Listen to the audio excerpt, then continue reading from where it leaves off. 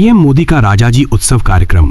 प्रधानमंत्री नरेंद्र मोदी आज दिल्ली के राष्ट्रपति भवन में राजाजी उत्सव की आधिकारिक घोषणा करेंगे। इस कार्यक्रम का उद्देश्य देश की सांस्कृतिक विरासत को वैश्विक स्तर पर बढ़ावा देना और सम्मानित करना है। इस दौरान कई गणमान्य अतिथि और सांस्कृतिक विशेषज्ञ भी राष्ट्रपति भवन के दरबार हॉल में मौजूद रहेंगे। पीएम मोदी उत्सव के कैलेंडर और इसके तहत होने वाले कार्यक्रमों की रूपरेखा भी देश के सामने रखेंगे। इस घोषणा के साथ ही आज शाम से देश भर में सांस्कृतिक गतिविधियों का एक नया दौर शुरू हो जाएगा। Bharat America trade deal meeting टली। भारत और अमेरिका के बीच आज 23 फरवरी को होने वाली महत्वपूर्ण व्यापार वार्ता को फिलहाल टाल दिया गया है। अमेरिकी सुप्रीम कोर्ट द्वारा टैरिफ रद्द करने के आदेश के बाद ये निर्णय अचानक लेना पड़ा है।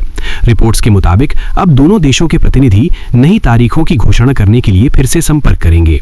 इस मीटिंग में भारत पर लगाए जाने वाले विशेष शुल्कों और व्यापारिक सुगमता पर विस्तार से चर्चा होनी थी।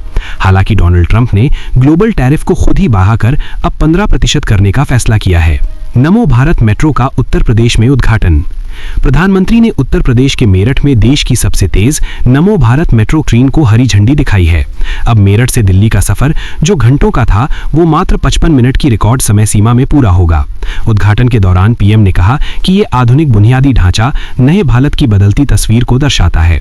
इस मेट्रो सेवा से दिल्ली एनसीआर में काम करने वाले लाखों लोगों को रोजाना आने जाने में बड़ी राहत मिलेगी। क्षेत्रीय रैपिड रेल कॉरिडोर का यह हिस्सा यात्रियों के लिए आज से ही पूरी तरह से क्रियाशील हो गया है। दूध में मिलावट पर डरावनी रिपोर्ट। FSSAI और अन्य जांच एजेंसियों की हालिया रिपोर्ट में देश के दूध उत्पादन में भारी मिलावट का खुलासा हुआ है। जांच के दौरान कई नामी डेयरी ब्रांड्स के नमूनों में यूरिया, डिटर्जेंट और सफेद रंग के पेंट की मिलावट मिली है। अध्ययन के मुताबिक भारत में बिकने वाले दूध का हर तीसरा सैंपल स्वास्थ्य के मानकों पर पूरी तरह फेल पाया गया। ये मिलावट सीधे तौर पर लोगों के किडनी और लिवर पर गंभीर असर डाल रही है, जिससे स्वास्थ्य मंत्रालय चिंतित है। सरकार ने अब मिलावटखोरों के खिलाफ सख्त अभियान चलाने और सख्त सजा देने का नया ब्लूप्रिंट तैयार किया है। किश्तवाड़ में 3 आतंकियों का खात्मा। जम्मू कश्मीर के किश्तवाड़ इलाके में भारतीय सेना और सुरक्षा बलों ने एक सफल एनकाउंटर को अंजाम दिया है। सुरक्षा बलों ने एक मिट्टी के घर में छिपे हुए 3 खूंखार आतंकियों को चारों तरफ से घेर कर ढेर कर दिया है। ये आतंकी किसी बड़ी साजिश को अंजाम देने की फिराक में थे और उनके पास भारी मात्रा में असलहा मिला है। इलाके में फिलहाल सर्च ऑपरेशन जारी है ताकि उनके अन्य साथियों या छिपे हुए ठिकानों का पता लगाया जा सके। सुरक्षा बलों ने आतंकवादियों के ठिकाने को पूरी तरह से ब्लास्ट कर दिया है ताकि भविष्य में वहां शरण न मिल सके। यूपी बिहार में विशाल रोजगार मेले। आज बिहार के खगड़िया और उत्तर प्रदेश के शामली जिलों में सरकार द्वारा विराट रोजगार मेले लगाए जा रहे हैं। इन मेलों में फ्लिपकार्ट, मिंत्रा और जोमैटो जैसी 15 से ज्यादा बड़ी कंपनियां युवाओं का इंटरव्यू लेने पहुंची हैं। हजारों पदों पर तत्काल भर्ती की जाएगी, जिससे बेरोजगार युवाओं को सीधे तौर पर निजी क्षेत्र में काम मिलेगा। प्रशासन का अनुमान है कि आज शाम तक लगभग 2000 से ज्यादा युवाओं को ऑन द स्पॉट नियुक्ति पत्र मिल जाएंगे। शिक्षित युवाओं के लिए ये एक सुनहरा मौका है जहां वे अपनी योग्यता के अनुसार विभिन्न क्षेत्रों में पद पा सकेंगे। IDFC फर्स्ट बैंक में बड़ा घोटाला। IDFC फर्स्ट बैंक की चंडीगढ़ स्थित एक शाखा में लगभग 590 करोड़ रुपए के बड़े बैंक फ्रॉड का खुलासा हुआ है। आरोप है कि बैंक के ही कुछ कर्मचारियों ने हरियाणा सरकार के खातों में हेराफेरी कर फंड ट्रांसफर किया है। बैंक ने इस मामले की जानकारी शेयर बाजार को दी है और संदिग्ध 4 मुख्य कर्मचारियों को तुरंत सस्पेंड कर दिया है। फिलहाल इस मामले की जांच आर्थिक अपराध शाखा EOW और CBI द्वारा की जा रही है। बैंक ने ग्राहकों को आश्वासन दिया है कि उनकी जमा राशि पूरी तरह सुरक्षित है और दोषियों पर कड़ी कार्रवाई होगी। राजस्थान में निजी बसों की हड़ताल। परिवहन विभाग की नीतियों के विरोध में निजी बस संचालकों ने आज से चक्का जाम का ऐलान किया है। राज्य भर की लगभग 3000 निजी बसें आज सड़कों पर नहीं उतरेंगी, जिससे परिवहन व्यवस्था चरमरा सकती है। बस संचालकों का कहना है कि RTO की मनमानी कार्रवाई और टैक्स दरों के कारण वे भारी नुकसान में हैं। इस हड़ताल के कारण लगभग 12 लाख यात्रियों के प्रभावित होने की आशंका है, जो निजी बसों पर निर्भर हैं। राज्य सरकार ने रोडवेज बसों की संख्या बढ़ाने के निर्देश दिए हैं ताकि आम जनता को कम से कम परेशानी हो। पीएम किसान सम्मान निधि 22वीं किस्त मार्च में आएगी। देश के 9 करोड़ से ज्यादा किसानों के लिए बड़ी खुशखबरी है कि सम्मान निधि की 22वीं किस्त मार्च में आएगी। केंद्र सरकार ने बजट आवंटन के बाद अब लाभार्थी किसानों की सूचियों को अंतिम रूप देना शुरू कर दिया है। प्रत्येक पात्र किसान के बैंक खाते में 2000 रुपए की राशि सीधे DBT के माध्यम से ट्रांसफर की जाएगी। कृषि मंत्रालय ने उन किसानों को अपनी eKYC जल्द पूरा करने को कहा है जिनका सत्यापन अटका है। होली के त्योहार से पहले किसानों के खातों में पैसे पैसा पहुंचने से उन्हें खेती और निजी खर्चों में काफी मदद मिलेगी। महाराष्ट्र और छत्तीसगढ़ का बजट सत्र। महाराष्ट्र और छत्तीसगढ़ राज्यों के विधानसभाओं का बजट सत्र आज 23 फरवरी से हंगामेदार शुरुआत कर रहा है। महाराष्ट्र में विपक्ष दिवंगत नेता अजीत पवार के निधन और राज्य के बढ़ते कर्ज जैसे मुद्दों पर सरकार को घेरेगा।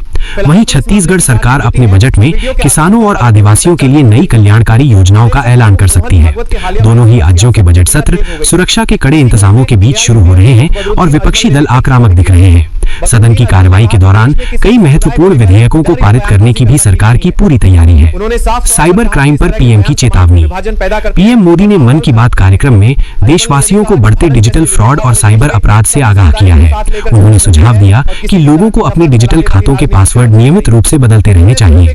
साथ ही केवाईसी अपडेट करने के नाम पर आने वाले फर्जी लिंक और कॉल से सावधान रहने को कहा है। प्रधानमंत्री ने कहा कि एआई के युग में डिजिटल सुरक्षा ही सबसे बड़ा हथियार है जिससे हम बच सकते हैं। सरकार साइबर सुरक्षा के लिए नए और सख्त कानून लाने पर भी विचार कर रही है ताकि अपराधियों को पकड़ा जा सके। T20 वर्ल्ड कप में भारत की बड़ी हार। T20 वर्ल्ड कप में भारतीय टीम को दक्षिण अफ्रीका के खिलाफ एक शर्मनाक 76 रनों की हार का सामना करना पड़ा है। इस हार के साथ ही भारतीय टीम के लिए अब सेमीफाइनल की राह काफी चुनौतीपूर्ण और गणितीय हो गई है।